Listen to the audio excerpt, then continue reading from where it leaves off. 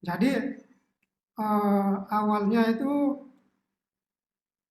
saya mendapatkan mimpi, dikasih mimpi sama Allah, tapi itu tahun 2017. 2017 ya. 17. Mimpi.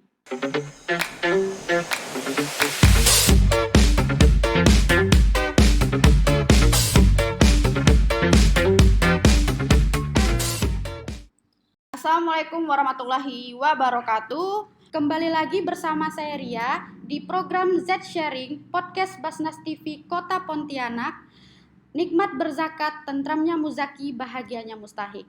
Di episode kedua kali ini kita akan berbincang-bincang bersama salah satu mualaf binaan Basnas Kota Pontianak, yaitu Bapak Arif Setiadi atau sapaan akrab kita Bang Marcel. Assalamualaikum Bang Marcel, bagaimana kabarnya hari ini? Alhamdulillah sehat. Semoga kita semua dirahmati dan diberkahi Allah Subhanahu wa Ta'ala. Alhamdulillah, Masya Allah Bang. Senang ya Bang Marcel bisa ada di studio Jet Sharing hari ini. Alhamdulillah senang bisa hadir di studio ini. Oke, di episode kedua kali ini kami mengundang Bang Marcel untuk bisa berbagi pengalaman, bincang-bincang tentang perjalanan Bang Marcel sebagai mualaf. Oke, mungkin kita bisa langsung aja. Siapa tahu di masyarakat Kota Pontianak ini masih belum tahu tentang Bang Marcel. Bang Marcel ini berasal dari mana? Asli Pontianak atau pendatang begitu?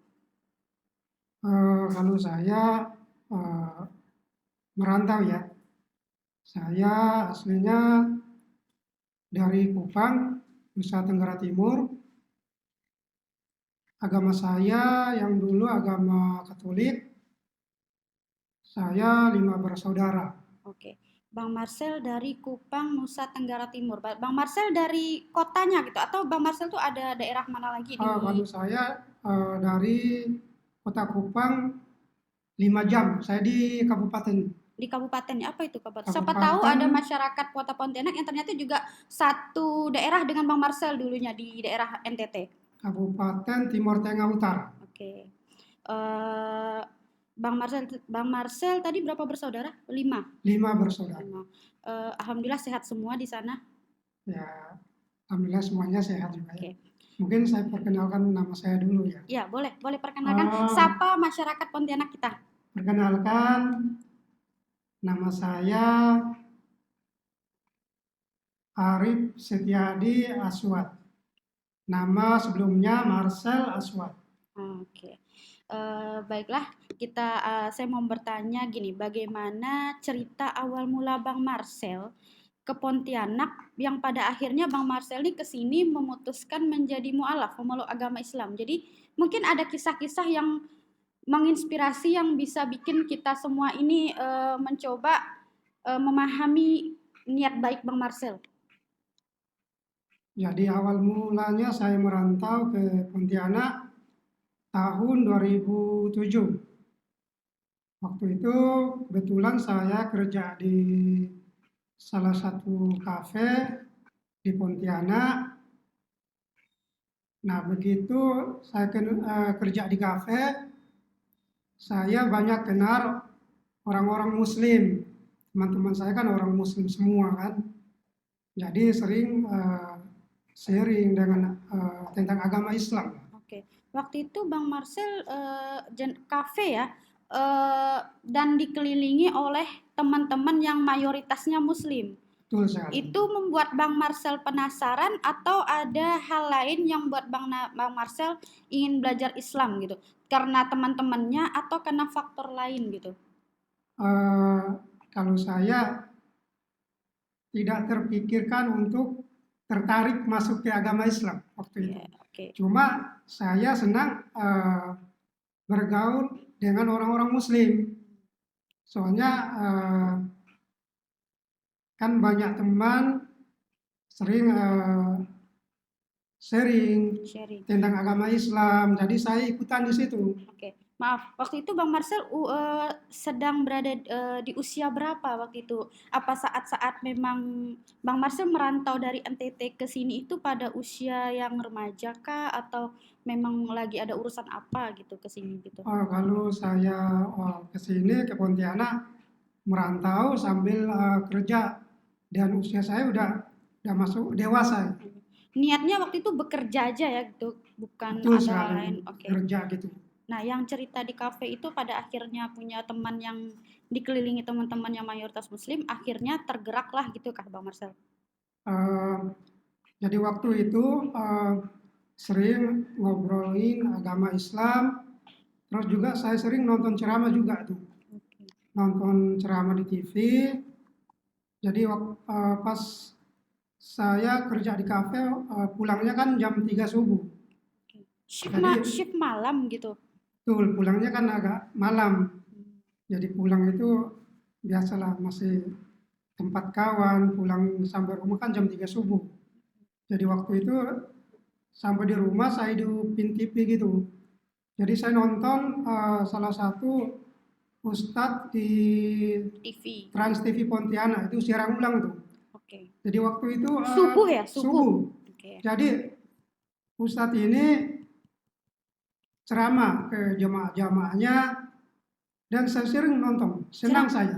Ceramah apa yang ceramah dakwah yang apa yang biasa sering Bang Marcel tonton yang buat Bang Marcel terharu? Mungkin ada topik tertentu yang Bang Marcel, oh karena ini gitu. Akhirnya Bang Marcel tuh penasaran gitu. Jadi pas saya nonton, ustadznya itu bilang tentang sholat. Sholat itu bisa membuat kita sehat karena gerakan ya. Oke. Jadi buat kita makin sehat. Oke. Lalu sehingga dari situ langsung Bang Marcel ingin mualaf atau ada hal lain lagi gitu? Oh, Sehingga Bang Marcel belum. nih pengen langsung, oh ini nih aku mau mualaf nih gitu. Atau ada hal lain gitu? Jadi saya waktu itu belum tertarik juga sih. Oke. Cuman namanya hidayah itu kan kita nggak tahu itu datang dari Allah kan.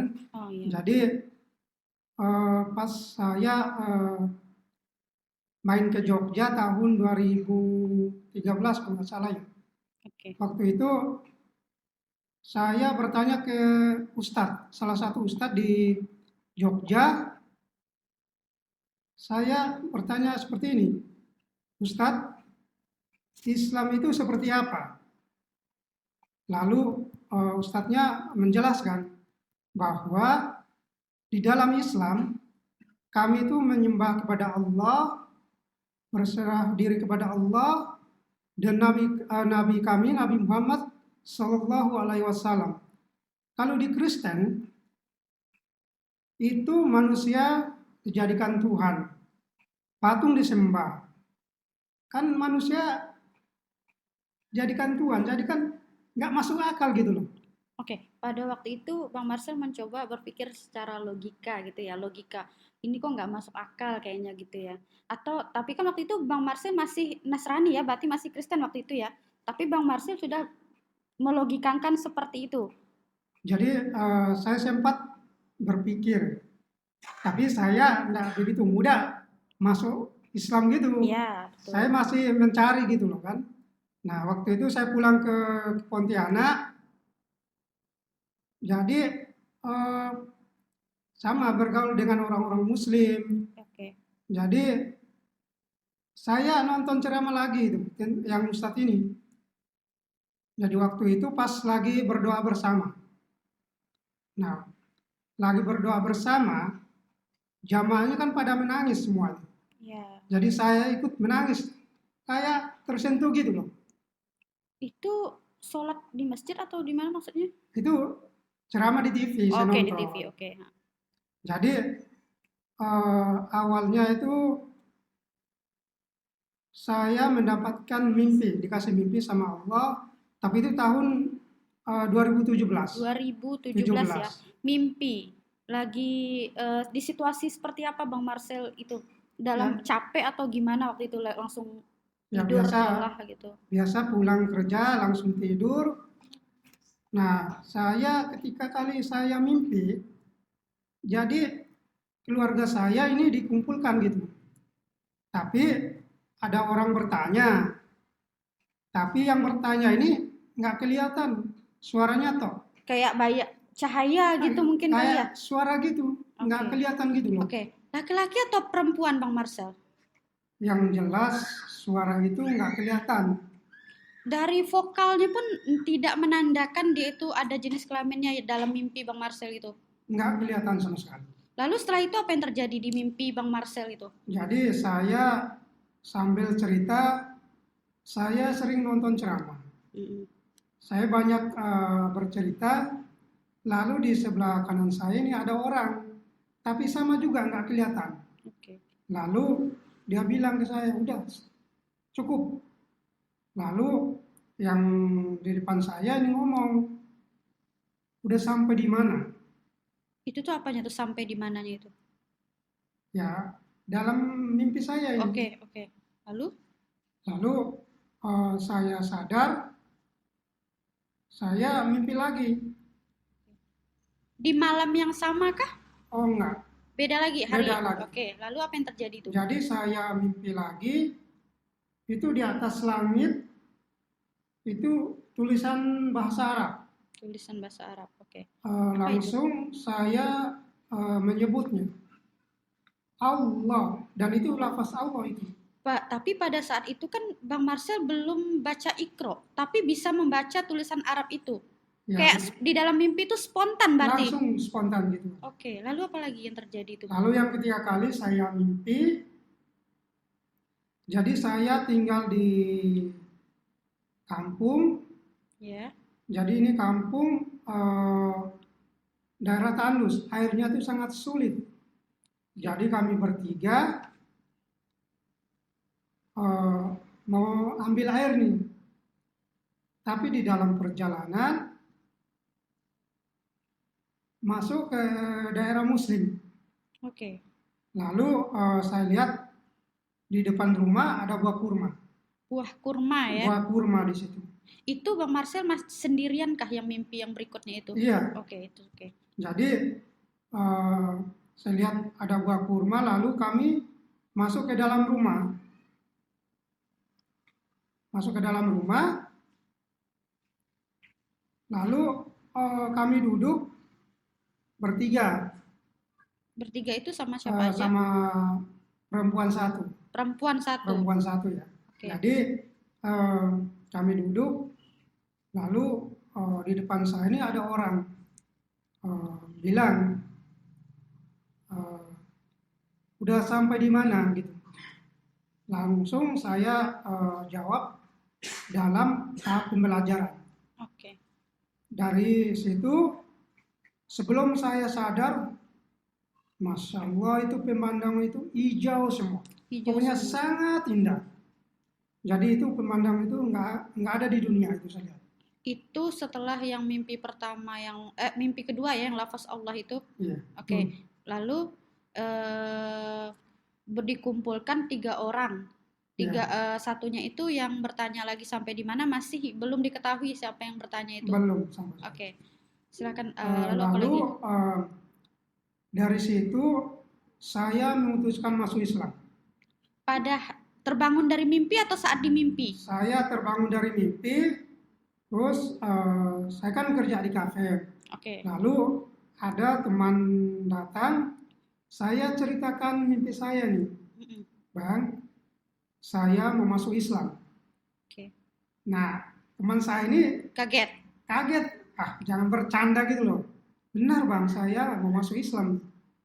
Lalu saya ceritakan mimpi saya, lalu teman saya ini bilang, kalau Bang Marcel mau masuk Islam, nanti saya bawa ke Ustadz, ya Ustadz Sulaiman.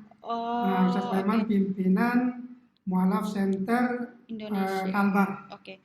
Pada saat yang Bang Marcel kan cerita ke temannya nih pengen mualaf, itu tuh ke dia aja nih ceritanya ke satu orang ini. Saat teman-teman yang lain udah tahu rencana Bang Marcel? Belum. Baru ke salah satu teman abang aja nih. Gitu. Oke, lalu pulang dari kafe gitu, lalu langsung hari itu juga dibawa ke Ustadz Sulaiman atau ada Jeda lagi nih berapa hari? Jeda paling 2-3 hari gitu ya. Langsung diajak. Langsung saya dibawa ke kantor Basnas Kota Pontianak. Oke. Kebetulan kantornya itu masih di Jalan Tabrani Ahmad, Kantor lama berarti ya. kantor lama. Oke. Itu saya mengucapkan 2 kalimat syahadat itu pada hari Rabu tanggal 12 Juli tahun 2017. 2017 ketemu Ustadz Sulaiman di kantor Basnas. Betul. Lalu setelah itu ada hal lain nggak yang setelah yang dari temannya bawa itu, Bang Marcel kelanjutan dari Basnasnya langsung belajar apa? Tetap di situ dulu atau kemana lagi dibawa gitu? Jadi awalnya saya masuk Islam, Ustadz Sulaiman uh, ngajarin dulu, Diajarin dulu. sempat ajarin saya, terus saya juga kenal abang angkat. Jadi Oke. pada waktu itu abang angkat saya itu ajarin tata cara sholatnya dulu, Berawal dari sholat ya. awalnya dulu itu. Jadi dituliskan eh, bacanya apa. Jadi ketika saya sholat, jadi tulisan catatan saya taruh di tempat sujud saya. Itu Bang Marcel belum bisa baca Iqra ya, tulisan Arab ya, masih kayak tulisan Latin gitu Oh berarti ya. belum sama sekali. Jadi Nah ketika saya sering mencari ustadz atau pondok gitu kan. Nah waktu itu juga saya sempat kerja di Basnas juga, oke. di Basnas, tapi saya juga sore nyambung lagi di kerja di kafe juga. Mas, waktu itu di 2017 masih lanjut di kafe. Masih juga Itu sama. di Pontianak coffee shop gitu atau kafe di Pontianak ya? Ya di Pontianak. Oke. Jadi saya belajar Iqra di rumah Quran dengan Ustadz Masuf Nayus. Saya belajar Iqra itu Di tahun yang sama, tahun yang 2017. sama, tahun yang sama. Oke. Jadi saya belajar Iqra itu malam Jumat, malam Senin saya belajar Iqra. Oke. Kan Bang Marcel sorenya lanjut yang di kafe itu kan. Nah, Betul. saat Bang Marcel ingin fokus yang belajar tentang agama Islam, itu Bang Marcel tetap lanjut di kafe atau pada akhirnya berhenti di kafe itu kapan itu?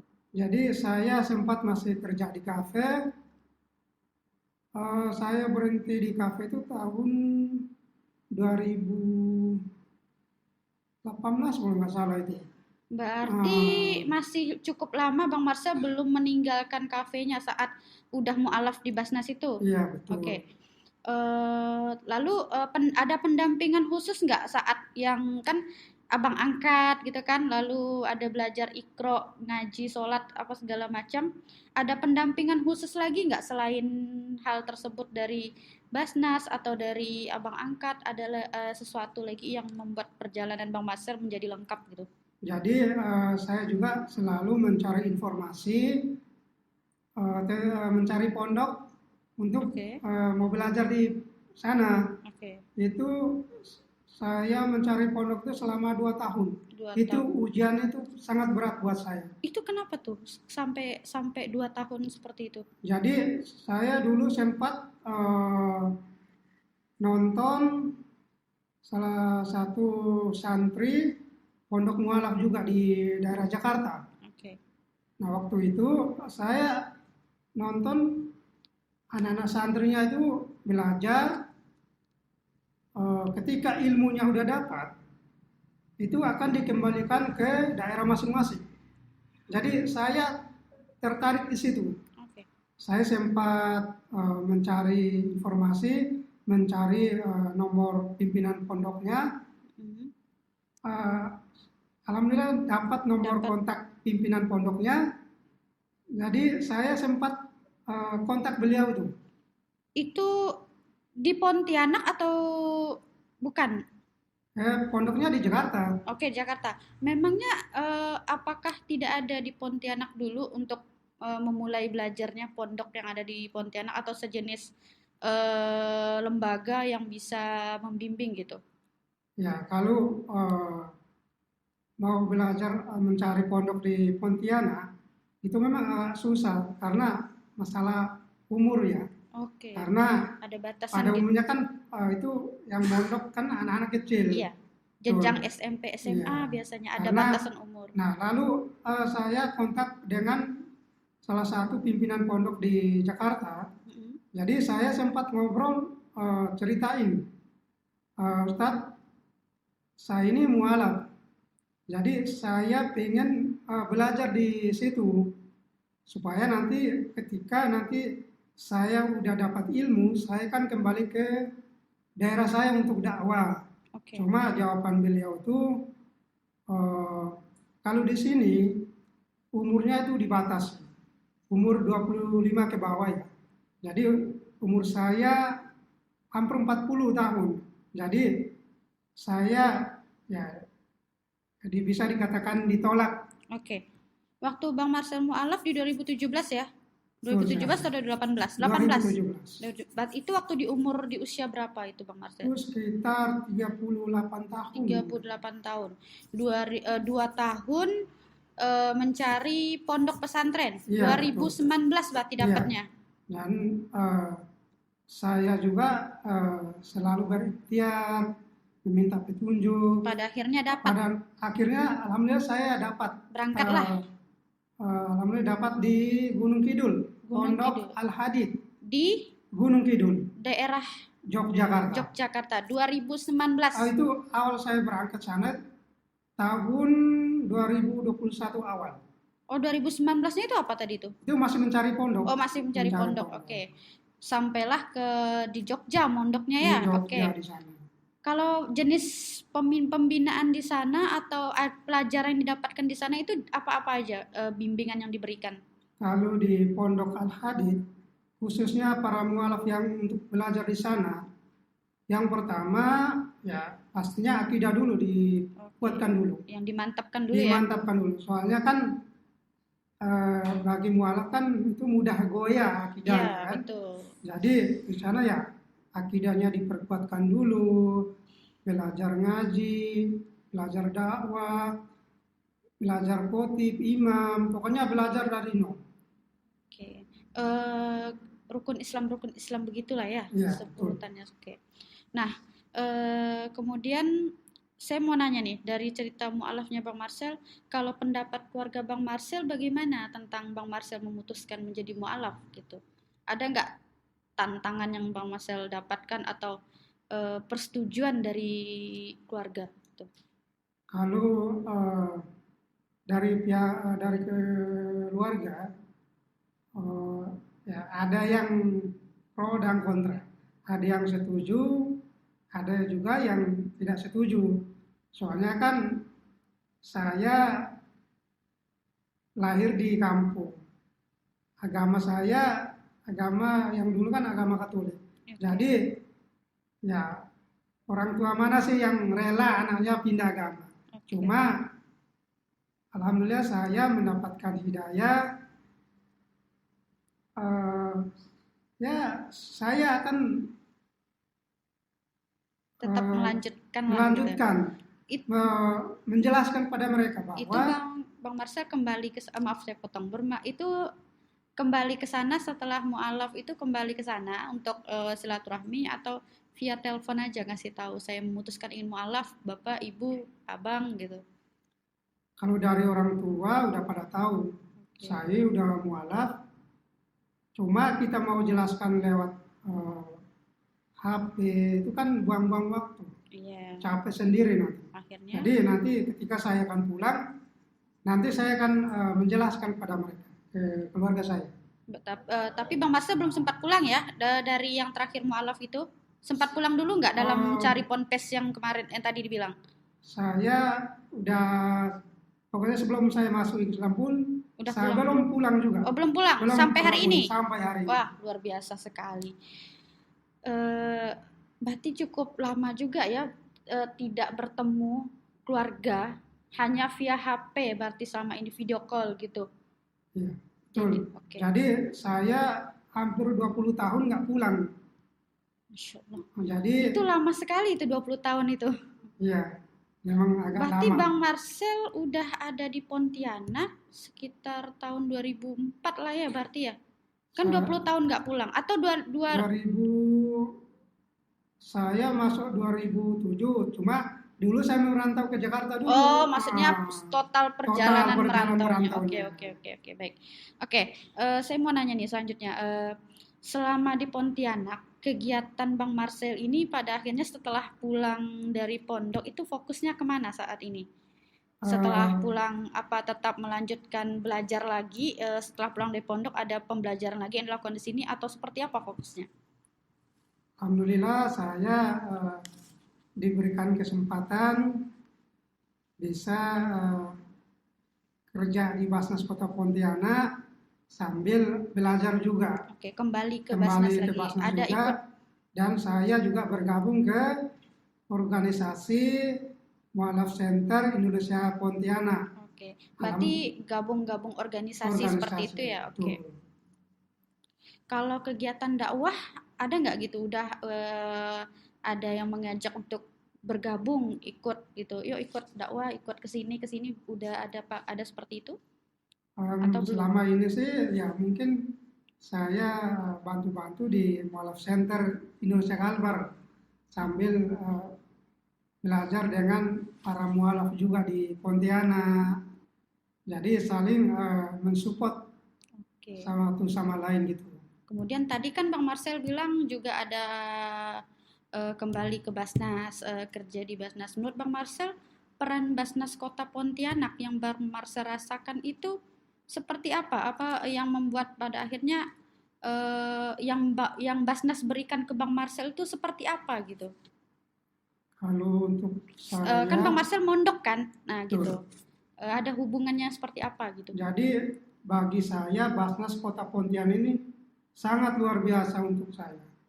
Begitu mensupport saya, memberikan saya beasiswa Beasiswa ya? beasiswa Oke. untuk mondok di Jawa selama Oke. 3 tahun. 3 tahun. 3 tahun. Oke, Dan 3 tahun. Itu saya tuh sangat berterima kasih ke Basnas Kota Pontianak yang memberikan eh, beasiswa dan bisa kasih kesempatan untuk kerja di Basnas Kota ya, Pontianak dan juga. belajar. Dan itu saya tidak bisa membalas dengan apapun.